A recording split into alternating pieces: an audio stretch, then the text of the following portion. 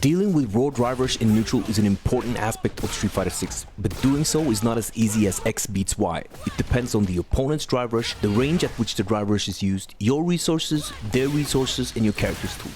Checking some drive rushes might not really be too hard, while others will require you to work on strategies to countering them. So let's look at the options we have and focus on the harder drive rushes in the game, but the same strategies can be applied to all drive rushes. Before we begin, it is important to realize that different ranges will require different buttons and timings. There is no one timing or button that will beat all drive rushes. Some buttons might be consistent at close range, but less consistent against drive rushes that are done from further out. This might be due to the button running out of active frames before the opponent reaches you, which could be mitigated by delaying the press, but it could also be due to a drive rush with a forward-moving, far-reaching normal with a great hit-hurtbox ratio. So finding different checks for different ranges is important, but also different checks for different characters. The first step is finding a consistent answer that does not necessarily give you a big reward. Find a button that has a strong hitbox-hurtbox ratio and a decent startup. This button can be worked into muscle memory to allow you to keep control of the neutral game. You should also find a button that can grant huge reward but be a little more tricky to execute consistently. The second step is figuring out if the opponent you're playing against is using drivers liberally.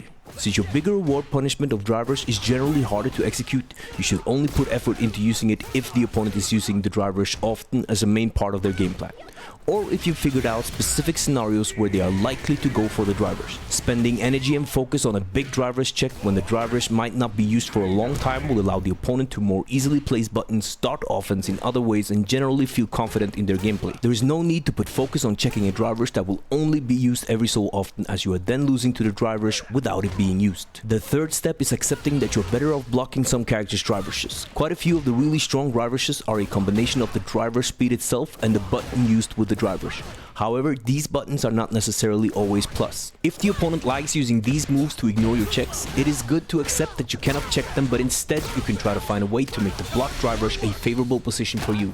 After blocking a drive rush button that is 0 on block, you can force a trade with your foreframe and see if the position afterwards allows you to make the opponent guess. If you block a drive rush button that is -1 or more on block, you're actually the one being rewarded for their drive rush, as you can now decide what to do afterwards and start mixing up your opponent using buttons and throws.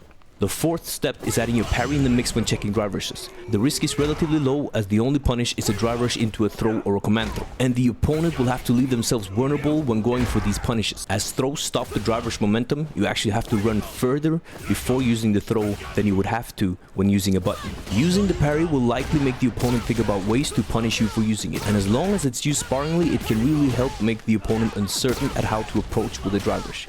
The fifth step is using special moves and super attacks to check predictable drive rushes, or drive rushes used in clutch situations, by pre-buffering the motion so that when you see the opponent rush towards you, you can quickly execute the special attack or super art. These should probably not be your go-tos, as they can really be baited and countered if used repeatedly, but they are very strong for clutch situations and scrambling situations. These are not the only ways that you can deal with a raw drive rush in neutral, but I find them to be consistent and effective. Even moves like drive impact can be a good counter to drive rush if you notice that the opponent is repeating the same non-cancelable button or special attack out of their drive rush, but the consistency of this option might not be as good, and it should probably be used sparingly. Thank you so much for watching. I really hope you liked the video. If you liked the video, feel free to like the video. If you have anything to say, comment away, and I would really appreciate it if you could subscribe to my channel. Until next time, I'll see you then.